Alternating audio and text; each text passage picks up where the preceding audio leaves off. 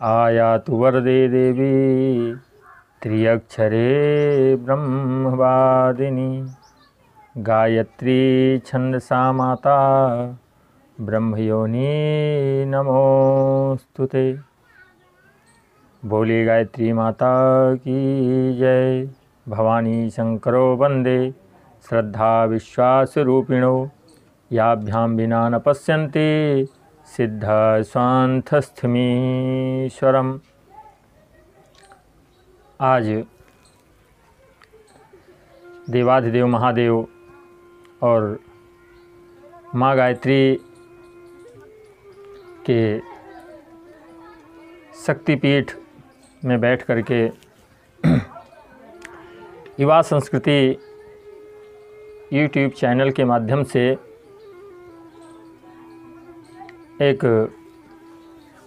छोटा सा संदेश जो रामचरितमानस के माध्यम से है। कहते हैं आज के समय में काफ़ी चर्चाएं होती परिवार को लेकर के, लेकिन मानस जो है उसमें बहुत बढ़िया से बताया गया है, बहुत अच्छे से समझाया गया है कि एक सास को बहू के साथ में कैसा व्यवहार करना चाहिए, बहू को सास के साथ में कैसा व्यवहार करना चाहिए, भाई को भाई के साथ में कैसा व्यवहार करना चाहिए। आज के समय में ज़्यादातर सुनने में आता है भाई भाई का झगड़ा होता है, लेकिन नहीं, काश जो अपने भाई से लड़ते हैं उनको एक बार रामचरितमानस ग्रंथ पढ़ लेना चाहिए, हमारे प्रभु की लीला का अनुकरण कर लेना चाहिए, एक बार उस पर दृष्टि डालना चाहिए। कितना सुंदर गोस्वामी तुलसीदास जी ने वर्णन किया है। मर्यादित रामचरितमानस की कथा जिसके अंतर्गत राम जी को वनवास हुआ और माता कैकेयी ने भरत के लिए राज्य मांगा। राम जी वनवास चले जाते हैं। यहाँ पे दर्शन कीजिएगा, कहते हैं कि माता पिता की आज्ञा को कभी ठुकराना नहीं चाहिए। हमारे प्रभु जो एक फूलों की सेज पे सोने वाले हैं वो बन जाने को स्वीकार कर लेते हैं। और जब भरत जी वापस हुए तो तत्काल जैसे उनको पता लगा घर में जो कुछ होना था वो सब हो गया, और उसके बाद में चल पड़े अपने भैया को बुलाने के लिए।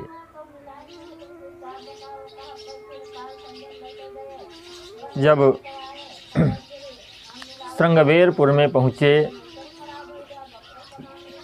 निषाद राज से मुलाकात होती है, तो निषाद राज कहने लगा मुझे साधु भरत का दर्शन हो गया, आज मुझे साधु भरत का दर्शन हो गया। भरत जी ने कहा मैं साधु? अरे निषाद राज ये क्या कह रहे हो?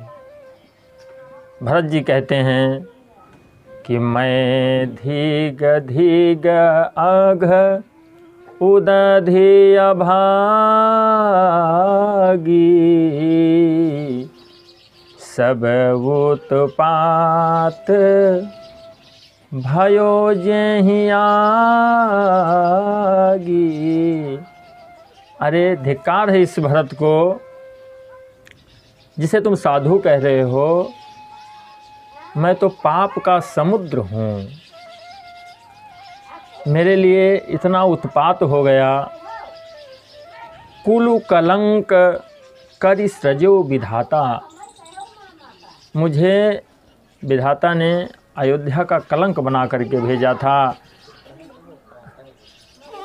निषाद राज मुझे तो जन्म लेते ही मर जाना चाहिए। इस भाई को तुम साधु कह रहे हो, जिस भाई के लिए हमारे बड़े भैया को वनवास हो गया, साधु कह रहे हो? नहीं। निषाद राज ने समझाया भरत जी को, कहा देखो इसमें तुम्हारा कोई दोष नहीं है। विधिवाम की करनी कठिन, जहिमात कीनी बावरी। कैकेयी की मति को भ्रमित कर दिया, जिसमें तुम्हारा कोई दोष नहीं, तुम अपने आप को क्यों दोषी मानते हो। फिर भरत जी वहाँ से गए प्रयाग में, और जब प्रयाग में गुरु जी ने बताया कि यहाँ राम जी पैदल गए हैं, तब तो भरत जी की आंखों से अश्रुपात होने लगा। भरत जी सबको रथ से भेज दिए और उसके बाद में स्वयं गवने भरत पया देहि पाए, कोतल संग जाहि डोरियाए। भरत जी का जो घोड़ा है उसका नाम है कोतल।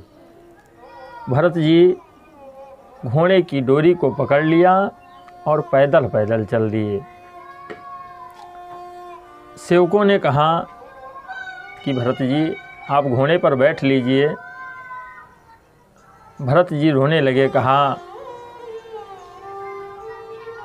घोड़े पे बैठने के लिए कहते, अरे मैं फिर भी गलत कर रहा हूँ कि मैं पैदल चल रहा हूँ। सेवक को चाहिए कि जिसका उपयोग स्वामी करें उसका उपयोग उसे कभी नहीं करना चाहिए। हमारे भैया पैदल गए हैं, हमें तो चाहिए कि सिर भरी जाम उचित यास मोरा, सब ते सेवक धर्म कठोरा,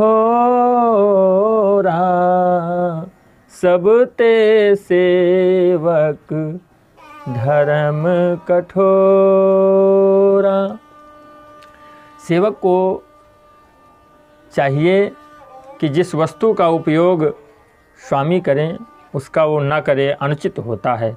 फिर मैं अपने पैरों से जा रहा हूँ, ये उचित नहीं है, मुझे तो सिर के बल जाना चाहिए।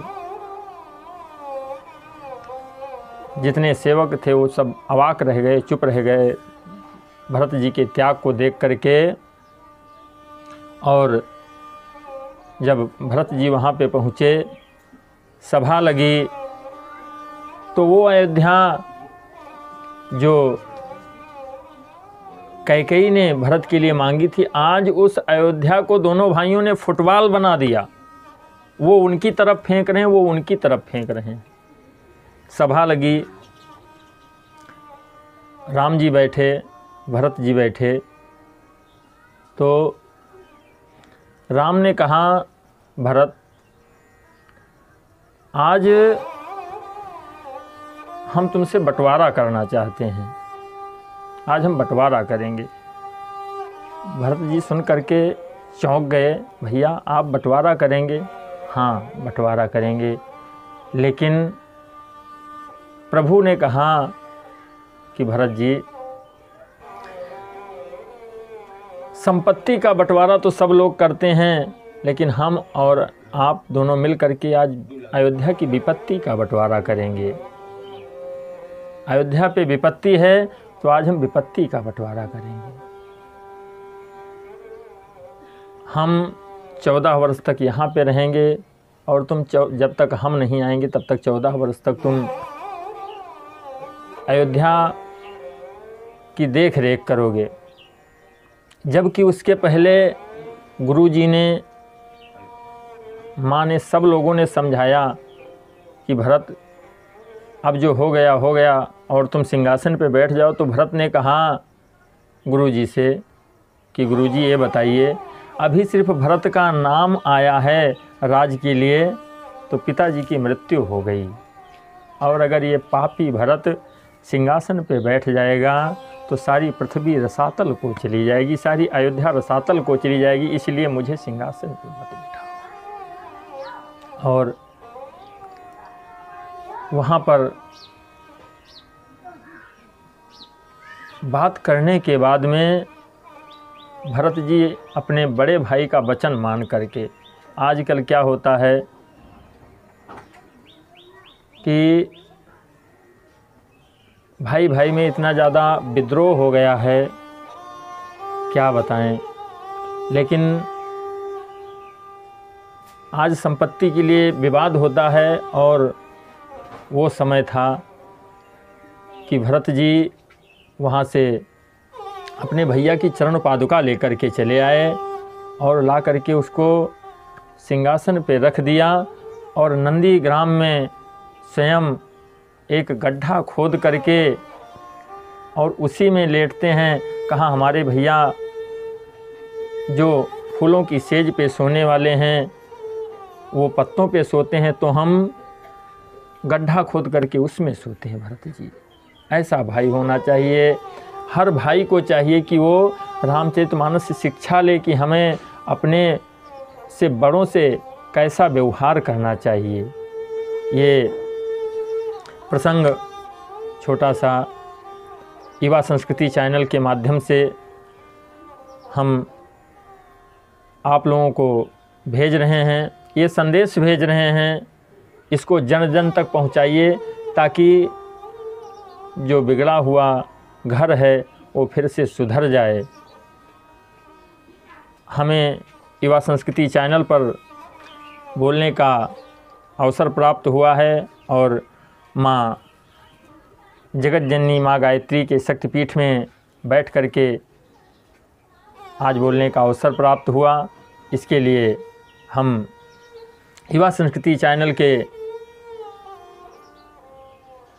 जो व्यवस्थापक हैं, संचालक हैं, उसके लिए अमन शुक्ला जी को कोटि कोटि धन्यवाद, और आप सभी बहनों भाइयों माताओं बूढ़े बुजुर्गों को कोटि कोटि धन्यवाद। लेकिन मेरा ये संदेश जन जन तक पहुँचाएँ ताकि जो घर बिगड़ रहा है वो सुधर जाए। आजकल हमने ये देखा है कि भाई भाई में बहुत ज़्यादा विवाद हो रहा है, लेकिन इस विवाद को रोकने के लिए हमें अपने ग्रंथ को पढ़ना चाहिए, हमें मानस को पढ़ना चाहिए।